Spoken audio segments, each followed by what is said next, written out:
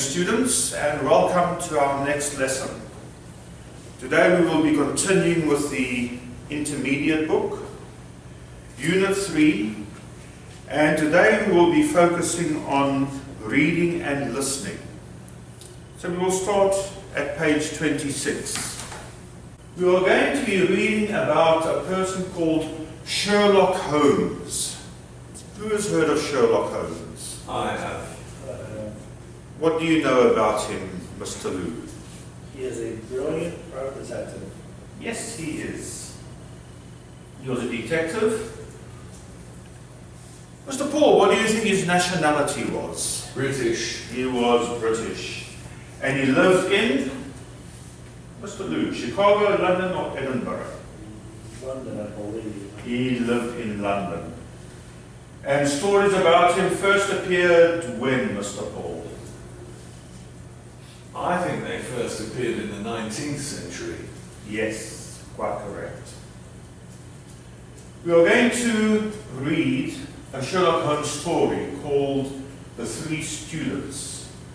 What do you think the story is about? The Three Students? Mr. Lou, read the heading, please, of part 1. Who copied the exam question? Yes, so what do we think the story will be about, Paul? I think it will be about students who copied an exam to get the answers. That sounds very likely, doesn't it? So what we will do, we will read part 1, and then we will answer these questions about part 1. The story has been broken up into 3 parts, which we will read, and we will examine each section and we will answer questions about each section. Paul, will you start reading part 1, please? Yes. Who copied the exam questions? Sherlock Holmes was staying in one of England's most famous university towns. One evening he received a visit from an old friend, Mr. Henry Weaver, a tutor at one of the colleges. He seemed very nervous and excited. "I need your help, Holmes. Something very serious happened at my college this afternoon." Holmes was very busy. "Why didn't you call the police?" he said irritably. No, that's impossible. We can't have a scandal at the college. Let me explain. You see, tomorrow is the first day of the university examinations, and this afternoon I received the Greek translation papers. I put them on the desk in my room while I went to have tea with a friend. When I returned, I saw immediately that the papers were lying on the floor by the window. "I see," said Holmes. "Please continue." "Well, at first I thought that perhaps my servant, Bannister, was responsible, but of course he said no, and I believe him. He and I examined the room very carefully." "And what did you find?" asked Holmes impatiently. "On the table next to the window we found a broken pencil. Also, on my desk there was a small ball of black mud. There were no signs of entry at the window. Please help me, Holmes. It's clear that someone copied the exam questions. If I don't find who did it, I will have to cancel the exam, and there will be a scandal." "I need to visit your room," said Holmes. Very well done, Paul. Thank you. There's a few words here that you may not be familiar with. Okay. Tutor. What is a tutor? Mr. Lou. A very high-level teacher. Yes, it's effectively a teacher. And here Holmes answered irritably. Who knows the word irritably? What does that mean? Mr. Paul? When you say something to someone and they're a bit impatient with you, they don't like you asking them this question, and they're kind of off with you. They don't want to speak to you, but they do speak to you, but they don't really want to. That means sort of angry, doesn't it? Yeah, unpleasant. Unpleasant, angry, short. Yes, what? That would be saying irritably. And he says we cannot have a scandal at the college. What is a scandal, Lou? Do you know the word? Scandal is something very embarrassing, something that's very problematic, something that a lot of people would pay attention to. Yes. A scandal is normally some event that if people get to hear about it, will reflect badly on somebody or something. So if he says we cannot have a scandal at the college, he's saying that if people get to hear about what happened, it will make the college look bad, that they're not doing a good job. What other words are you perhaps not too familiar with or do not see too often? Translation. Translation? What do you think it means, Paul? Do you have any idea? From one language to another, and a Yes. different meaning. Yes. If you translate, you're changing information from one language to another. Quite correct. And what is a servant? He spoke to his servant Bannister. Mr. Lou, do you know what a servant would be? A person who works for someone else. Yes. And they get paid for doing the work that they do. So let us look at the questions on section 1. Who are the people in the picture? Who do you think this would be? Sherlock Holmes. And who would that be? That's that nervous man who left the papers lying around. Yes, the professor. And that rather dozy looking fellow? I think that's Bannister, the servant. I think that's Bannister, yes. He doesn't look like he's entirely with it. Where was Sherlock Holmes staying in the part 1 of the story? Where was he staying? If you look at the first sentence, University town. he was staying at one of the most famous university towns. Do you know any of the university towns in London? Oxford, Cambridge. In London? Well, in England. Oh, yes. So Holmes stayed in London, but the story takes place in England. So which university?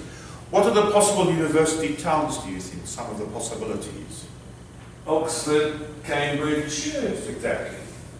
What did Mr. Weaver receive that afternoon? We think back to part 1. What did he receive? A telephone call? No. And what he received is also what caused the big problem that he is having. Some bad news? Well, it turned out to be some bad news, yes.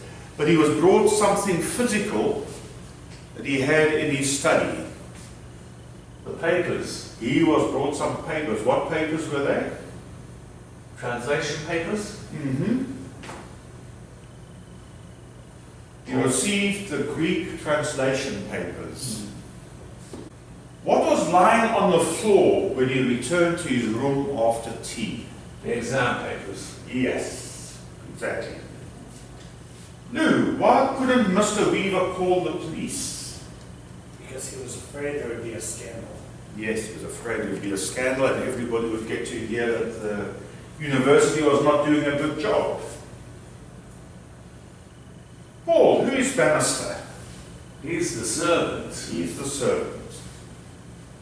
And Lou, what clues did Bannister and Mr. Weaver find? I believe they found some mud, right? They did. Where was the mud? I guess there was a small ball of black mud by the desk, Mm-hmm. or on the desk. On the desk, yes. No signs of entry at the window. Mm-hmm. And over there? There was a broken pencil. There was a broken pencil, the small ball of black mud on the desk, and the window showed no signs of entry. What do they think happened? What do they think happened? Well, someone copied the papers. They think somebody copied the papers. And if somebody did copy the papers, what would be the consequences of that? There would be a scandal. There would be a scandal, and what else, Lou? They would have to cancel the exam. They would have to cancel the exam. Part 2. This is getting exciting now, isn't it? Lou, will you start reading part 2 for us, please? They walked towards the tutor's room, which was on the ground floor. Mr. Holmes tried to look in through the window, but it wasn't tall enough. Above lived 3 students, one on each floor. Holmes entered the room and examined the carpet. Nothing, he said. Let me look at the table by the window. What can you see? Ah, yes, it's clear what happened. Someone took the papers one at a time from your desk over to the window table to copy them. Because from there, you could see where you were, or when you were returning. But nobody could see me. I came back through the side door. Ah, so you surprised him, and he had to leave hurriedly. Did you hear someone running away as you entered? No. Interesting. So, we just have one small ball of black mud as a clue. Now tell me, where does that door go to? My bedroom. Can I examine it? Yes, of course. Holmes followed Weaver into his bedroom. Hello, said Holmes. What's this? Another small ball of black mud, exactly like the one on the desk. Clearly, your visitor came into the bedroom. I don't understand. Why did you do that? Well, when you came back so suddenly, he ran into your bedroom to hide. Look at the bedroom window. It's open. That is obviously how he escaped. Thank you, Lou. There's a couple of words here that we could look at. Interesting. What does that mean, usually? In the way we normally would use it. Paul, do you have any idea? When something takes your attention, so much so that you can't let go of what you're seeing. You could be interested in football or motor racing. It's something which grabs your attention and you like it, and so you continue with it. A very good explanation, thank you. Good definition. In this case, when he says interesting, he is in fact saying that it is noteworthy. Not that he's simply interested in what is happening. He's saying that particular fact is noteworthy. What do you mean noteworthy? It is something worth paying attention to.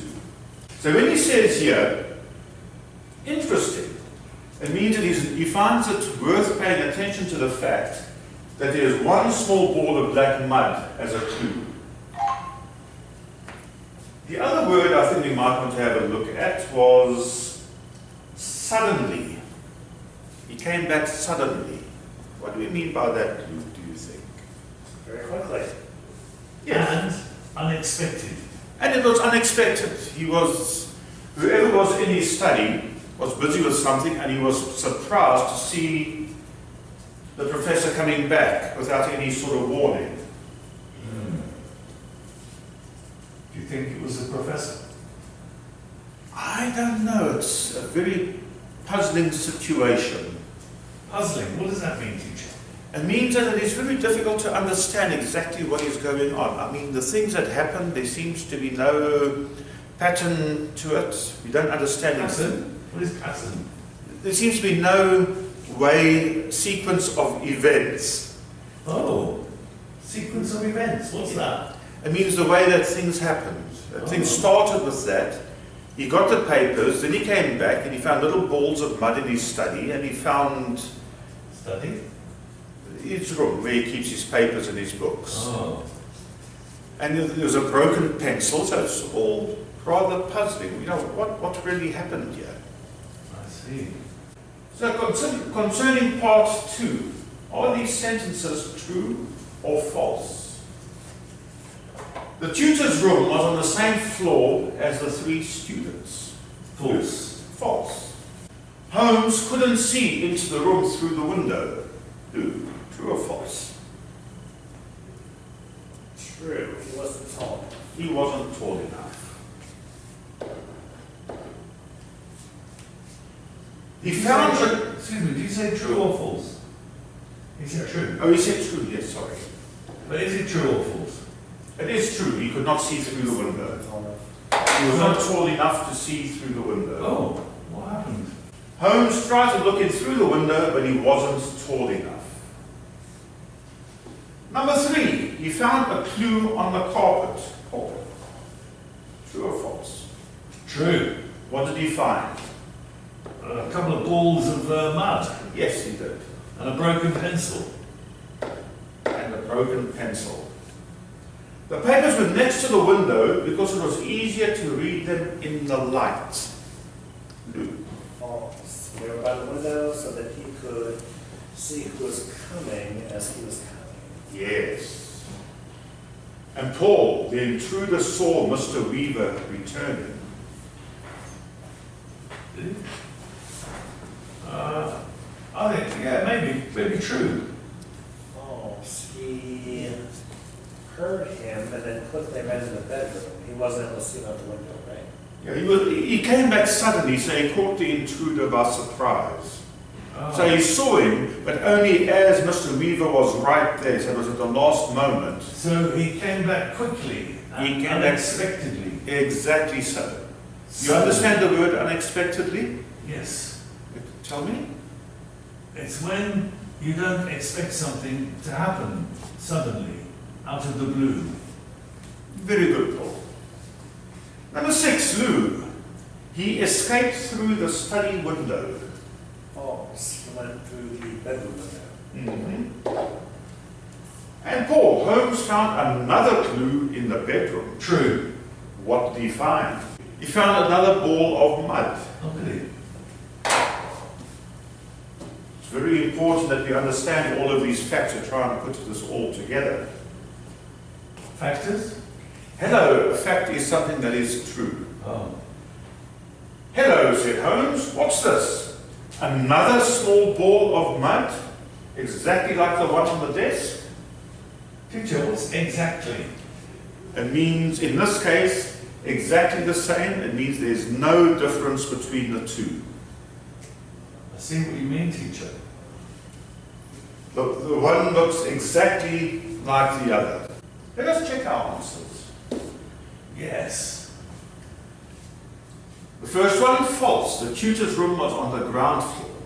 The 3 students lived on the 3 floors above. Number 2, read it for us, please, Paul. True, he wasn't tall enough. And Lou, read number 3 for us, please. False. He examined the carpet and found nothing. Paul, number 4. False. The papers were next to the window because the intruder wanted to see if the tutor was returning. And Lou, number 5. False. The intruder didn't see Mr. Weaver because he came back through the side door. And number 6, Paul. False. The intruder escaped through the bedroom window. Aha! Paul, will you start reading part 3 for us, please? Yes. Would you like me to make it a bit The bigger? 3 suspects. Now, said Holmes, the 3 students who live above you, are they all taking this examination? Yes. Tell me about them. Well, on the first floor is Gresham, an excellent student and an athlete, particularly good at the long jump. He's hard-working but poor. And the second floor? Dulat Ras lives there. He's from India, very quiet and hard-working, but Greek translation is his weak subject. And finally, there's Miles McLaren on the top floor, a very intelligent student, one of the best when he chooses to work, but he's very lazy and very worried about this exam. Now, tell me, said Holmes, how tall are these young men? How tall? What a strange question. I think Miles is taller than the Indian, but Gresham is the tallest, over 6 feet. Ah, that's important now. Weaver, I wish you good night. I'll return tomorrow. Next morning, Sherlock Holmes left his house very early before he returned to the tutor's rooms. Mr. Weaver was waiting nervously for him. Aha, we are now getting to the exciting part, aren't we? Could we call that the nitty-gritty? You could call this the nitty-gritty. We are getting towards the nitty-gritty. Or we could call it the climax of the story, the whole point of the story coming together. Let's have a look at some of these words. Particularly. Do we know what that means? He is particularly good. Maybe better than the rest? Yes, that could mean that. Lou, do you have any idea what particularly might mean? Most of all. Yes. It means it is really, really good at the long jump, better than most. Hard-working but poor. What other words? Intelligent. You understand intelligent, don't you? Intelligent is a person who is able to use their brain effectively and think effectively. So who do we think the guilty person would be if it was one of those three students? Do we have any clues, any ideas that we can put together from what we have read so far? Well, Gresham was over 6 feet. Right. Quite tall. So if he's tall, he can see through the window. So I think it could have something to do with him. Could be. Looking into the window because he's so tall. Yeah, because Holmes tried to look through the window and he could not see. He was not tall enough to look through the window. Let us listen to the last part of this. Transcript 3.7.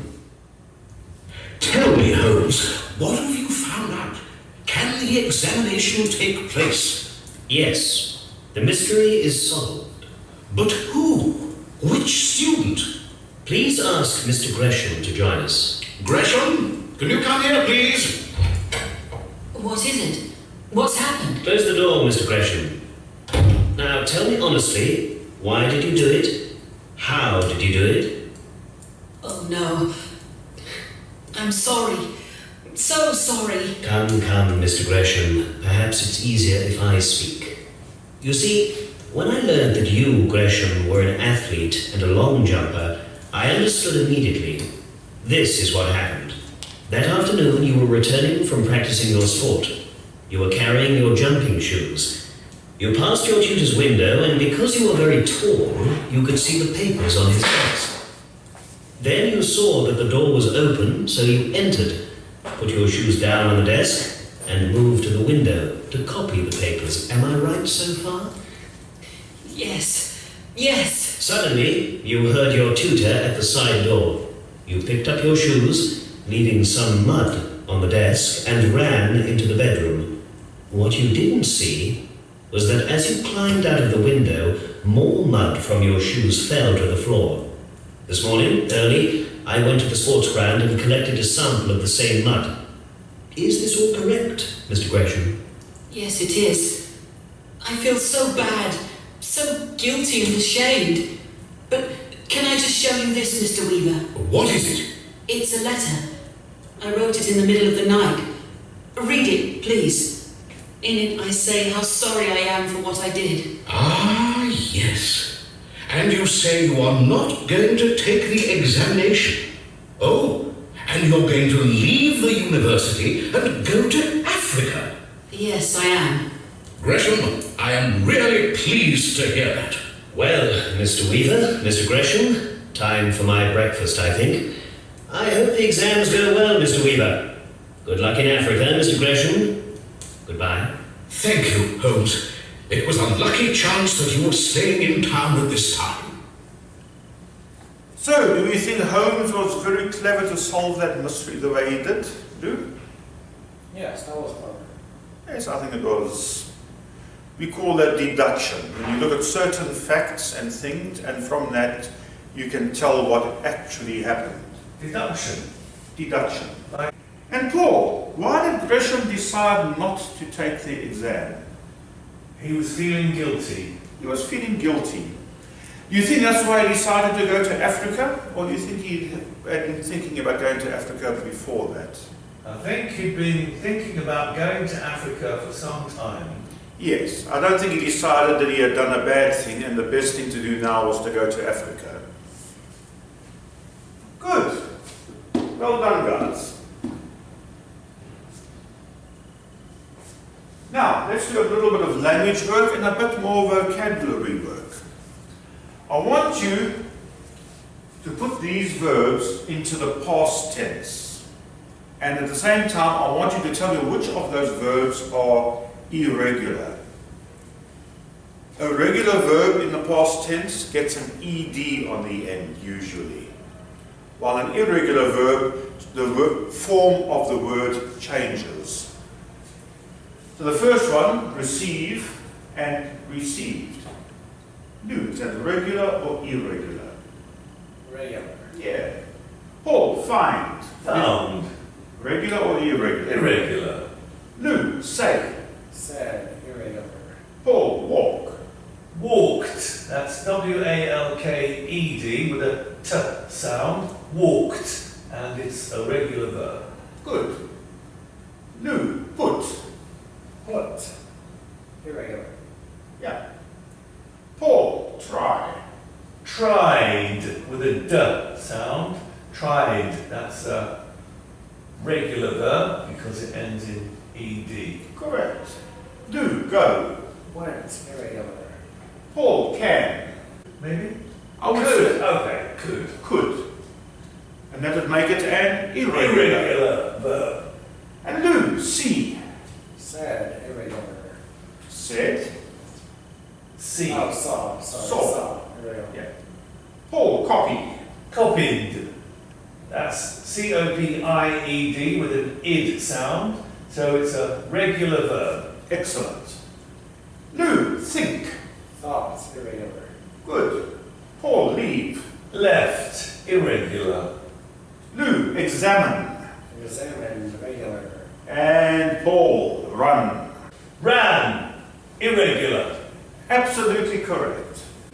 Let us move on to the next page. Okay, having looked at this story, Lou, would you like to tell us the story in your own words, very briefly? What happened and how did it all end? Sherlock Holmes is a brilliant detective in England, a tutor at a university was worried about the fact that someone may have copied the exams, so he'd be able to cheat his test. The tutor did not want to call the police because it would result in a scandal, so he contacted Sherlock Holmes. Sherlock Holmes did an investigation. He found clues, including mud on the floor and a broken pencil, and he used deduction to determine that an athlete who lived in the same building as the tutor snuck into the tutor's apartment, copied the exams, but then went back to his room and felt so guilty that he confessed to the tutor that he actually did cheat and wanted to leave and go to Africa. Very well done, Lou. That was really nicely explained. Would you say snuck is a regular or an irregular verb? Snuck would be irregular. Sneak would be the present tense, and snuck would be the past tense. Is snuck a valid past tense word, a form of sneak? Yeah, it is. It's American English. Yeah. It is, In yeah. British English it would be sneaked. Yeah, it would be, yeah. In American English, snuck. Correct. Nicely done, students. Thank you for paying attention today and being in the class, and we will continue at some stage when the time is appropriate to continue.